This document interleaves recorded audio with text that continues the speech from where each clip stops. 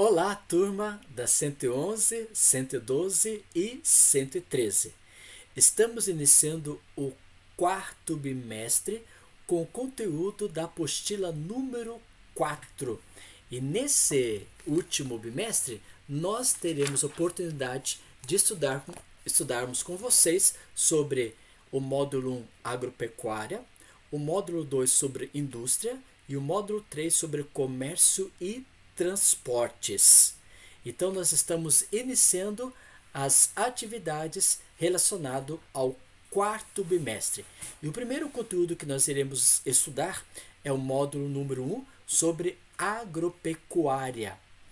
Vamos virar agora, nesse momento, fazendeiros, donos de propriedades de agricultura, donos de propriedades de pecuária, a questão de atividade primária, agricultura e pecuária. Vai ser um estudo bem legal, bem gostoso e espero que vocês possam contribuir através daquilo que vocês estão lendo na apostila, que já é a apostila número 4 do quarto bimestre, o módulo 1. Também curta os vídeos, acompanhe aquilo que nós estamos conversando através das lives e também dos vídeos, para que você possa alcançar o seu quarto bimestre com nota 10. Eu gostaria que os alunos da 111, 112 e 113 tivessem 10 no primeiro bimestre, 10 no segundo bimestre, 10 no terceiro bimestre e mais 10 no quarto bimestre, configurando 40 pontos anuais. E eu já tenho vários alunos que já têm 30 pontos. E completando esse quarto bimestre, poderá fechar então com a matéria de geografia, física, geografia humana e econômica com 40 pontos, né? Então que Deus possa dar ânimo para você, para que você possa alcançar os objetivos desse quarto bimestre nos conteúdos de agropecuária, no conteúdo de indústria, comércio e transporte. Que Deus possa abençoar você ricamente. Antes de iniciar as nossas atividades de hoje, vamos pedir a presença de Jesus Cristo através de uma oração. Oremos? Obrigado a Deus por tantas bênçãos concedidas a cada aluno da 111, 112 e 113. Estamos iniciando o último bimestre de 2020. Ainda estamos na educação remota. Que o Senhor possa proteger a cada aluno, que o Senhor possa cuidar de cada aluno, dando ânimo para que eles possam alcançar seus objetivos e possamos também entender o assunto desse dia. Muito obrigado por tudo. Em teu nome que te pedimos, em Jesus Cristo, nosso Salvador. Amém. Como já foi dito, nós já estamos no mês de outubro, né? E já estamos na semana do 5 a 8 de outubro. E essa aula é gravada no YouTube. E você vai agora acompanhar esse vídeo e também você vai estar com a apostila aberta para o mesmo, né? Então vamos então falar sobre o assunto agropecuária 2020, módulo 1, da página número 2 a 21, apostila número 4. E vamos então já para a própria definição. O que é agropecuária? Agropecuária nós podemos simplificar em duas partes: agricultura mais pecuária. Então, agropecuária é a junção de duas palavras, agricultura e pecuária. E nós temos alguns fatores físicos que irão proporcionar esse tipo de atividade chamado agropecuária. Por exemplo, nós vamos ter fatores físicos tais como o clima, fatores físicos como o relevo, fatores físicos como o solo e fatores físicos a hidrografia. Agora, por exemplo, um fator físico, por exemplo, o clima. O melhor clima que nós temos para o desenvolvimento da atividade que nós estamos falando agropecuária, o melhor clima é o clima chamado temperado. E nós temos esse clima temperado no Brasil, que fica abaixo do trópico de Capricórnio, focalizando então a região sul com seus 3 estados, Paraná, Santa Catarina e Rio Grande do Sul. Relevo, quando nós falamos em relevo, nós já estudamos que temos planície, planalto, montanhas e depressões. Essas são as 4 formas de relevo que nós temos. E já estudamos que a melhor forma de relevo que temos é planalto, uma região plana, e ela é muito propícia para a atividade da agropecuária. O solo deve ser o quê? Um solo úmido, um solo argiloso, não arenoso nem desértico, né? Então, no clima chamado temperado, vai ter esse propício a esse tipo de solo, um solo úmido e argiloso, né? E a hidrografia. O Brasil é um país que temos uma grande concentração de chuvas devido ao clima chamado tropical. E no clima tropical nós temos uma grande predominância de chuvas. Na zona de clima temperado, vai ter então as 4 estações do ano bem definidas. E tendo essas 4 estações do ano, nós também temos o quê? Uma boa hidrografia. Então, esses 4 elementos são os 4 elementos mais importantes para o desenvolvimento da atividade da agropecuária, que é clima temperado, relevo planalto, solo, um solo úmido e argiloso, e hidrografia, quando temos o quê? Água o ano todo, né? Água perenes. Continuando, agora, o fator econômico é o chamado setor primário. Setor primário.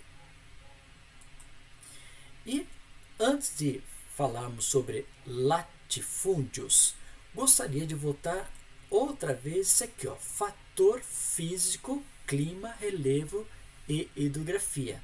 Agora, por exemplo, esse fator físico, como eu falei, clima, relevo, solo e hidrografia, são elementos naturais que temos na própria natureza. Agora, por exemplo, como que você vai cultivar em clima áridos ou desérticos? Como, por exemplo, lá em Israel, eles têm uma grande variedade de frutas. Um exemplo, banana ou laranja. Como que você vai cultivar banana e laranja no clima desértico? Que esse clima propício é o clima tropical. Então, já que eles não têm o fator natural, o clima tropical ou temperado, eles vão plantar esses tipos de produtos em áreas climatizadas. Nós vamos ver isso lá na frente. São áreas climatizadas, são áreas propícias para ter o mesmo tipo de clima que existe, por exemplo, um clima tropical ou um clima temperado em áreas áridas ou desérticas, como fazem, por exemplo, a grande porção de produtos que são plantados lá na região, por exemplo, da Península Arábica, como exemplo em Dubai. Relevo. Seu relevo não é plano, como é que eu vou plantar? Então, nós temos técnicas agrícolas modernas que poderão ser utilizadas para cultivarmos em regiões que não são planaltos, regiões, por exemplo, montanhosas, que apresentam alguma leve inclinação. Solo, se o solo não for um solo bom, se não for um solo fértil, se não tiver condições propícias, nós podemos artificialmente colocar adubo, fertilizantes, corrigir o solo para que o solo se torne o quê? Produtivo.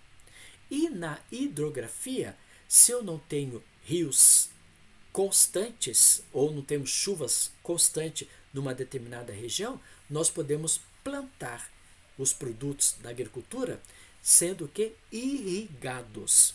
Então, voltando ao slide outra vez, nós estamos falando o seguinte, que os fatores físicos como o clima, o melhor é o clima chamado temperado. Se eu não tenho clima temperado na minha região, então eu posso fazer o quê? A forma de plantas artificiais, que é climatizada conforme o clima que eu quero. Como exemplo, deserto.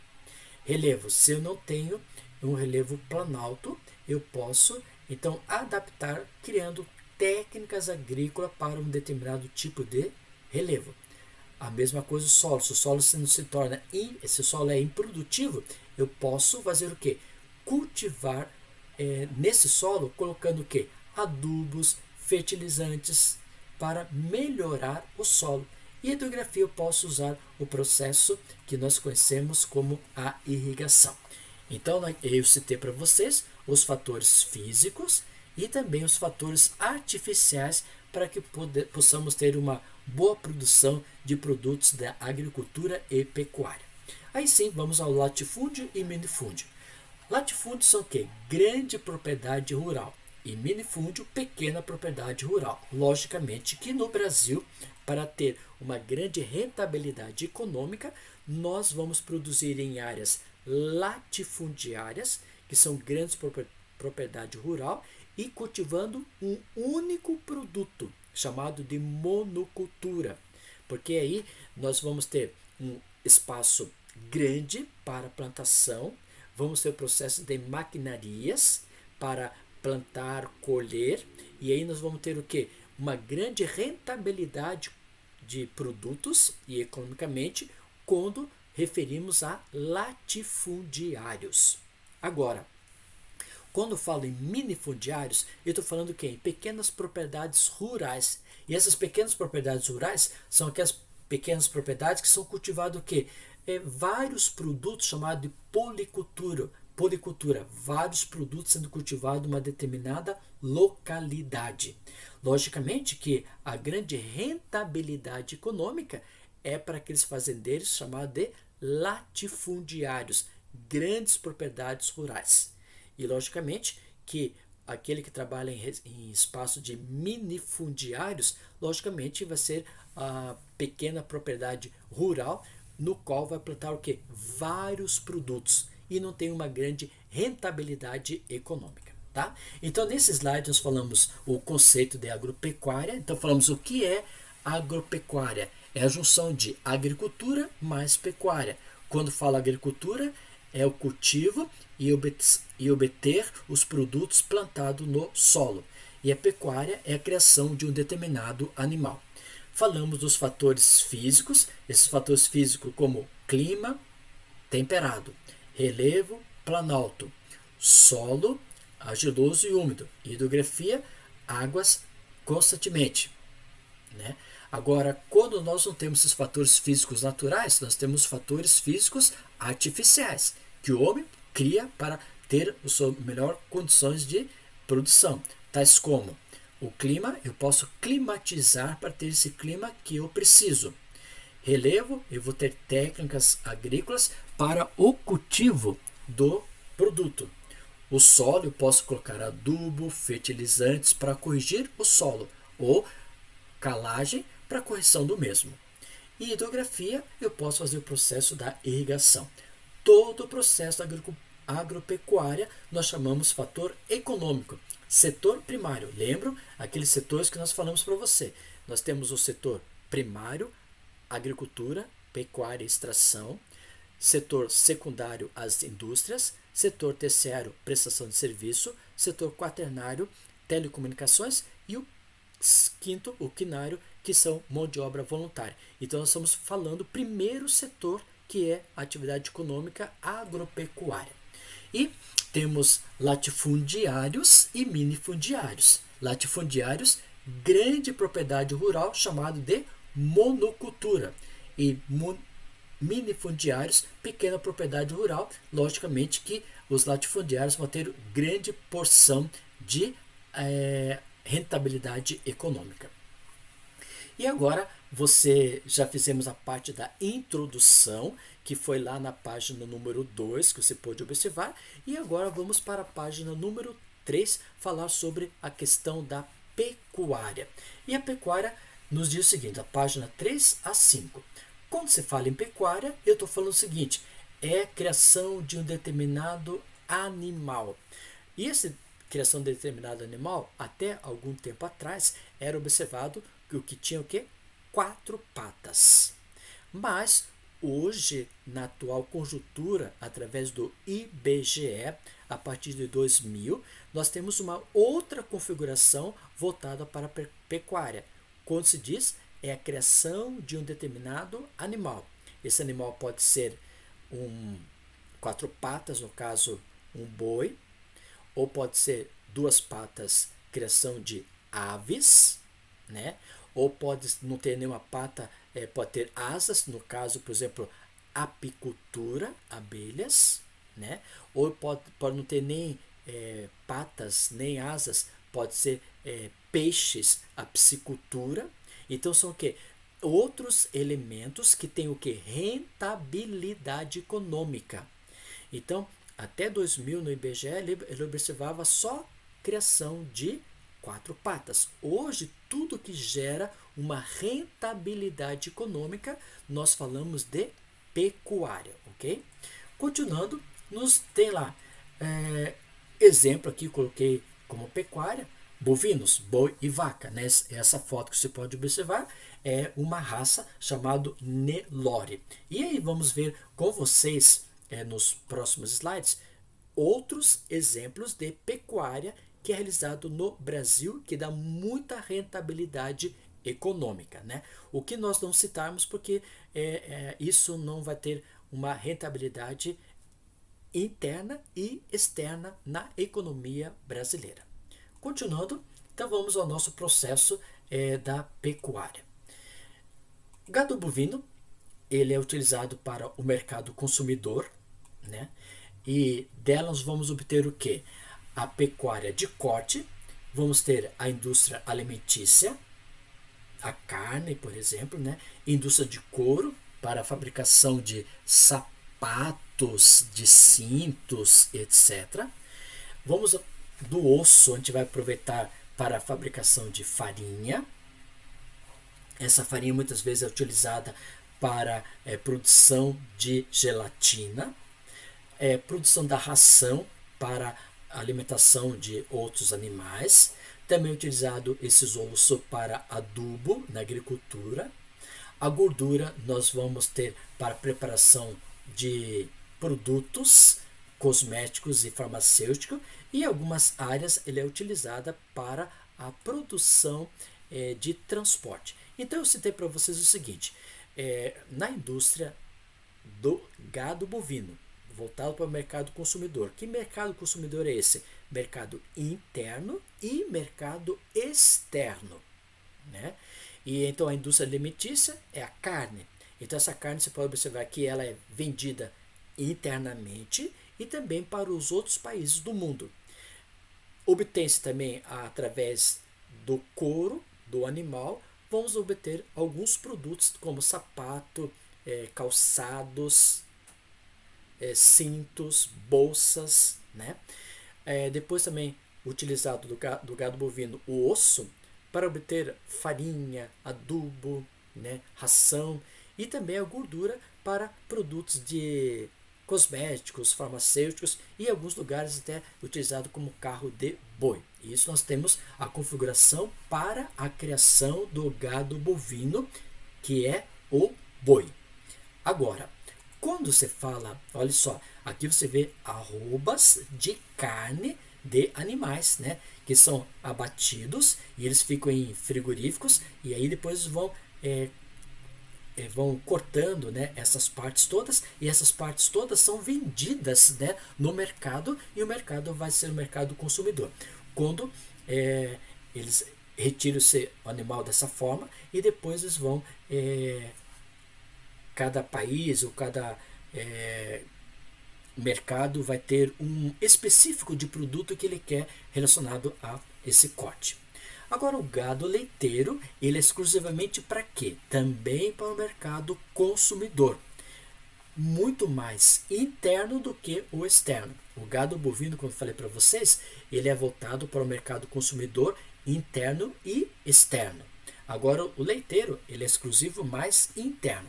E aí, nós temos o que? Produção de leite, queijos, manteigas, sorvetes, chocolates, né? Que vai ser tudo produzido para esse produto. Por exemplo, você pode observar que hoje o leite ele está muito caro. O leite está caro pelo fato do quê? Pelas condições da própria estação do ano em que nós estamos vivenciando. Então, a estação do ano muitas vezes não tem muita predominância de chuvas, então aí não vai ter um solo propício com boa alimentação, então o animal ela vai diminuir a fabricação de leite. E também nesse período do inverno é o período em que ela tem os seus próprios filhinhos, né? Vamos dizer assim. Então, aí tem a diminuição do leite, porque esse leite é para amamentar os seus próprios filhotes, né?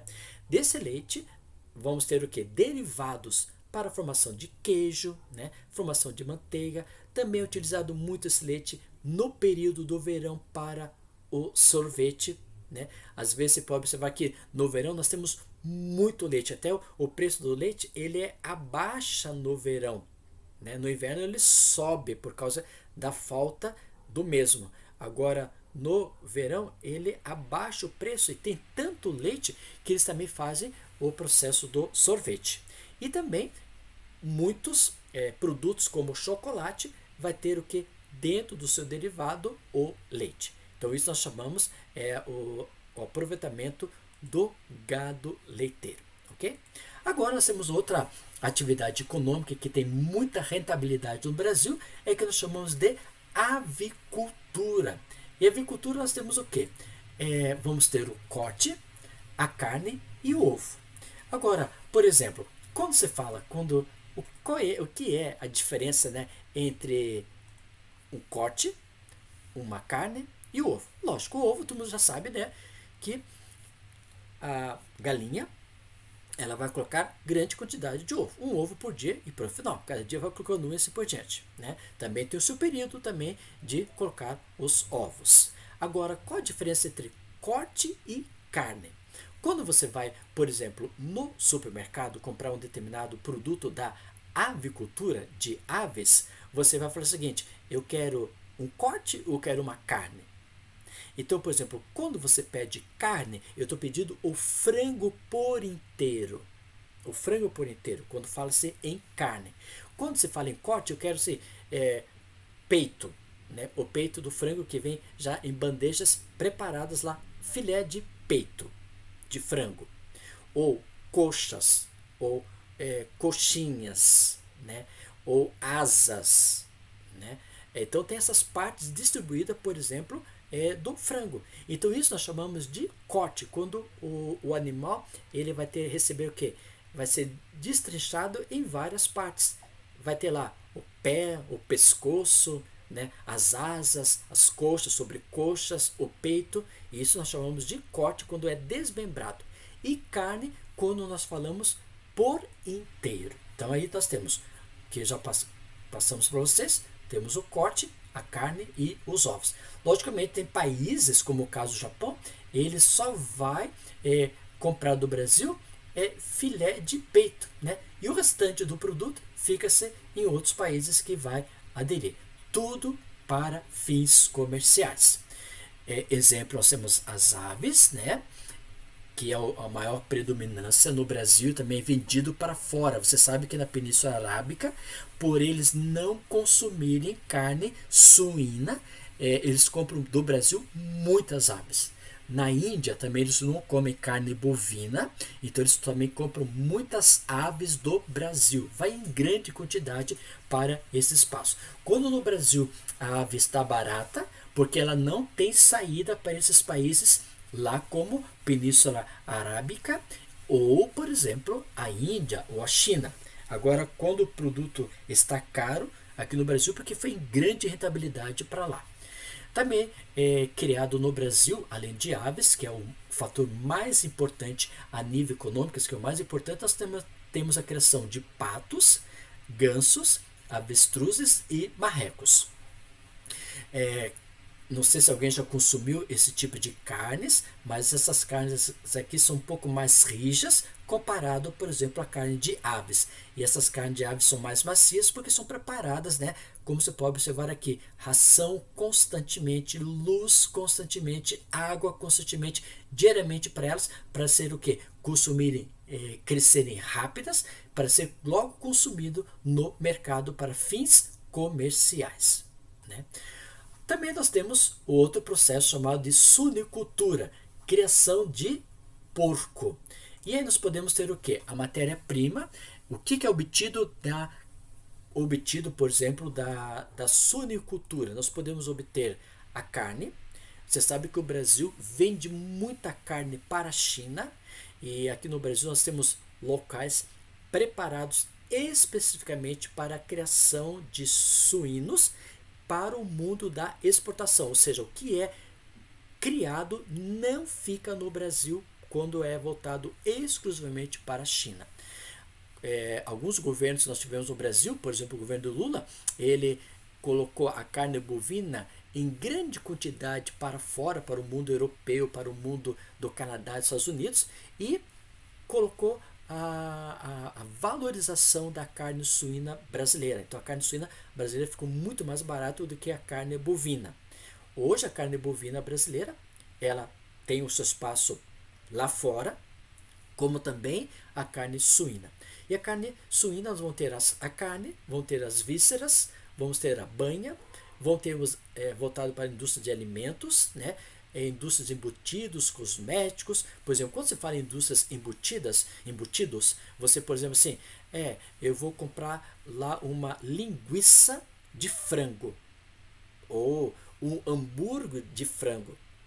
Você tem que observar muito quem é adventista do sétimo dia ou não come carne suína. Você pode observar o seguinte, que tem que ir lá ler o ingrediente, que às vezes está escrito assim, hambúrguer de frango ou linguiça de frango com ingredientes o quê?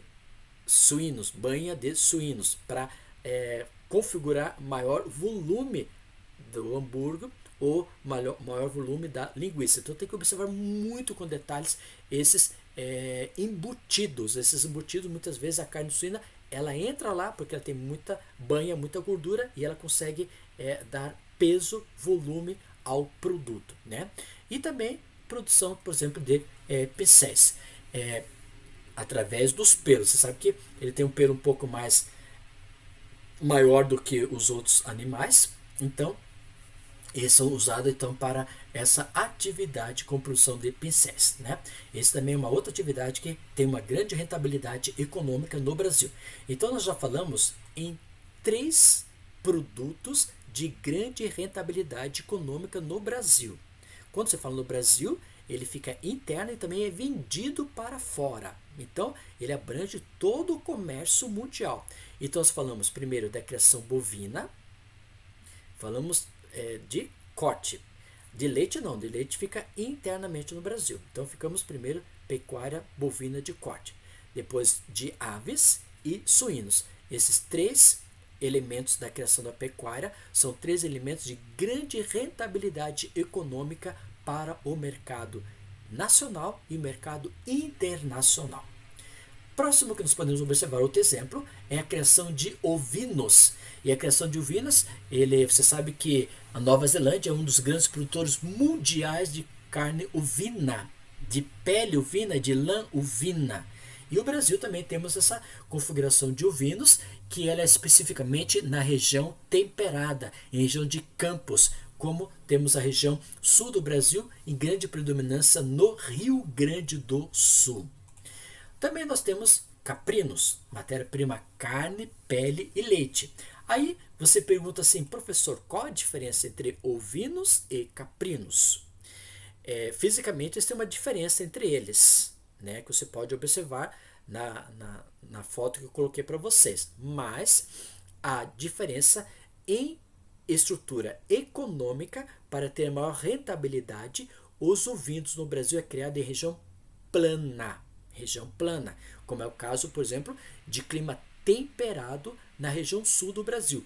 principalmente no estado do Rio Grande do Sul, nós temos uma grande concentração de ovinos. Agora, caprinos, você vai encontrar grande proporção, por exemplo, aonde? Em região no Brasil, que é o Nordeste brasileiro.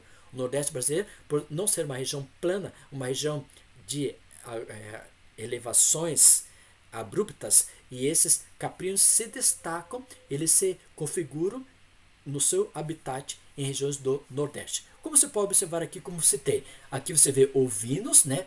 A criação de ovinos, a formação delas, elas estão sempre agrupadas, elas são sempre em regiões planas, e ela vai aproveitar, obter da matéria-prima a carne, a pele e a lã.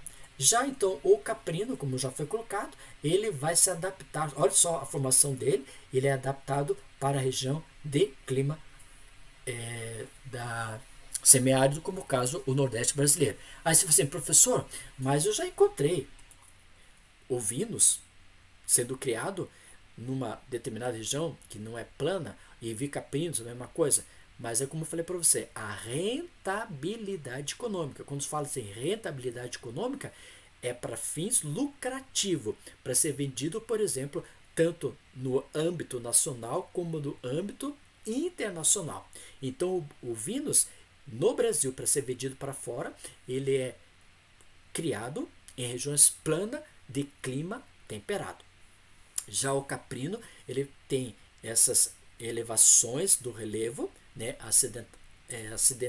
acidentalmente, mas ele é criado em clima árido, tá? Então, na região do Nordeste. Então, essa é a diferenciação que eu gostaria de colocar para vocês relacionado a ovinos e caprinos. Já temos outra formação de acininos e equinos, né? Que são a criação do quê? Ele é de acininos para asnos, né? Mulas, burros, como alguns falos, e equinos é a criação de cavalos. E você sabe que no Brasil nós não utilizamos a carne de acininos e equinos, mas como alguns países europeus, tais como a Espanha e a França, come carne de cavalo e come carne de asno, ou de burros, ou de mulas, né, que são os acininos. No Brasil, esses animais são voltados muito exclusivamente para transporte, e também temos a utilização de esporte no caso dos equinos. Então aí citei para vocês os principais elementos de rentabilidade econômica no Brasil. Aí você vai dizer, mas é apicultura, criação de abelhas, e piscicultura, criação de peixes. Isso o Brasil está começando ao processo do desenvolvimento. Não é um processo ainda de grande rentabilidade econômica. O que nós citamos como criação de bovino de corte, aves e suínos são os principais elementos que nós temos de rentabilidade mundial da criação. Agora, os outros que citei, ela tem rentabilidade, mas em alguns pontos específicos do mundo. Agora, piscicultura, peixes, ainda não é uma coisa rendável para o mundo e nem para o espaço brasileiro, e também a criação de abelhas, tá bom? Aqui nós temos uma projeção de equinos. Continuando, nos diz o seguinte: pecuária, algumas características da pecuária extensiva, que são criados soltos em amplas áreas, nível de cuidados é muito baixo, né? A carne se torna dura, ração natural que é oferecido pelo próprio campo, sem investimentos em técnicas modernas, e o consumo é praticamente familiar. Por exemplo, você vai lá, uma família, né, vai ter, por exemplo, uma criação de um boi, de uma vaca, e esse boi, a vaca, eles aproveitam a vaca para obter o leite, e às vezes aproveitam, matam o boi lá para comer a carne e tal. É uma carne mais rija, mais dura, por causa que não tem técnicas para ter um solo de uma ração, uma produção equilibrada, uma ração natural para esse animal, né? Então, com isso, ele é voltado especificamente para o consumo familiar. Como você pode observar, por exemplo, assim, né? Aqui temos um exemplo de uma criação de pecuária bovina solto no espaço, por exemplo, para o próprio. Isso é muito feito essa foto que você acabou de ver, é muito feito lá, por exemplo, no Pantanal Mato Grossense.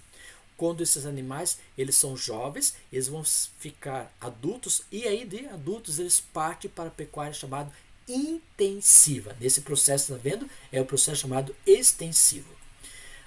Agora, a pecuária intensiva, criados em áreas fechadas, confinados, né? Que vai ter o que? Água, luz, ração equilibrada para esses animais, até a própria ventilação, né? Nível de cuidado elevado devido ao mercado consumidor, porque o mercado consumidor, ele fala assim, eu quero carne macia sem gorduras. Então eles tem que ter o quê? Ter esse cuidado bem elevado para que possa o cliente externo, né, que vai comprar esse produto, possa ter o que? Saída, senão não sai o produto. Carne propícia para o abate, que é só voltado para isso, né? Ração equilibrada e balanceada, com investimento científico e tecnológico e acompanhado por atividades veterinárias. Por isso que esse gado, por exemplo, ele é exclusivamente criado em áreas fechadas para ter uma carne macia com voltado para o mercado tanto interno como externo. Mas o mercado externo, como está dando muita rentabilidade econômica, então sai muito desses produtos para fora, né? Como consumo interno e externo. Então aqui nós podemos observar que o fins lucrativo deve ter uma carne propícia para o abate consumível, que é uma carne macia, e para obter essa carne macia tem que ter o quê? Ele tem que estar em áreas fechadas e com ração equilibrada para o próprio investimento econômico. Aqui você pode observar, né, aqui, ó, olha, os ventiladores para refrescar essa localidade, uma área macia, uma área climatizada, uma área fechada, onde os animais vão ficar o quê? Criados ali para ter o quê? Uma carne macia, uma carne sem gordura, propícia para o mercado externo, né? Então isso dá muita rentabilidade econômica no Brasil. O próximo assunto que nós iremos estudar com vocês vai ser agricultura. Então, a próxima aula, próximo assunto, o fator de agricultura. Agora, quero conversar com vocês relacionado desde hoje, já vou começando a comentar com vocês porque eu vi que no primeiro bimestre a gente ficou com 10, o segundo bimestre ficou com 10 e o terceiro ficou com 10. E eu quero ver no quarto bimestre muita gente completando então os 40 pontos. 10 do primeiro, 10 do segundo, 10 do terceiro e 10 do quarto, dá 40 pontos. Então eu já estou mostrando para vocês que a partir de hoje nós temos essas datas para você entregar. A turma 111, 112 e 113 no dia 27 de outubro de 2020, que vai ser uma terça-feira, é a data para você começar a entregar o quê? A página 15, né, da sua apostila número 4, 16, 17, 18, 19, 20, 21. Infelizmente vai ter mais páginas que não vai ser suficiente para você colocar no sistema. Mas eu gostaria de explicar para vocês. Por exemplo, quando você for tirar a foto, né? Porque tem gente que tira foto só de uma página assim, só. Tire foto juntos assim, ó. Assim, ó. Você consegue sim. Você consegue tirar foto pegando o seu celular e colocando um pouco mais acima. Você consegue abranger toda a folha. Porque depois, quando eu receber, eu abro no zoom, né? Ampliar o próprio processo e consigo ver as respostas que você fez das duas páginas. Com isso, você diminui essa grande quantidade de páginas sendo só individualmente. Eu sei que você da 111, 112, 113 tem capacidade de fazer isso, reduzindo essas duas folhas numa só foto. Você consegue. Agora, se você não conseguir, você pode também formar um gabarito, só colocar as respostas também são aceitas, tá? Então, lá no dia 27 de outubro, página 15, 16, 17, 18, 19, 20 e 21 são as atividades que você deverá entregar valendo nota. E vai ficar aberto o sistema até dia 30 e depois do dia 30 só na recuperação. E com isso nós terminamos o assunto de hoje falando sobre pecuária. Que Deus possa abençoar você e você tenha muito ânimo, porque nós estamos no quarto bimestre, no mês de outubro, e já estamos acabando o ano. Que o Senhor Jesus esteja com você e no seu coração. Oremos? Obrigado a Deus por mais essa aula, que o Senhor possa estar presente com cada aluno das 111, 112 e 113. Que as bênçãos possam ser estendidas para os seus familiares e que possamos ter ânimo para terminar esse ano a nível acadêmico. Fica conosco e nos conceda um dia feliz ao teu lado. Em teu nome te pedimos em Jesus Cristo, nosso Salvador. Amém. Turma, muito obrigado pela sua atenção e até o próximo encontro. E obrigado porque cada vez você está lá curtindo os vídeos, os trabalhos que são realizados. Que Deus abençoe você. Até a próxima aula.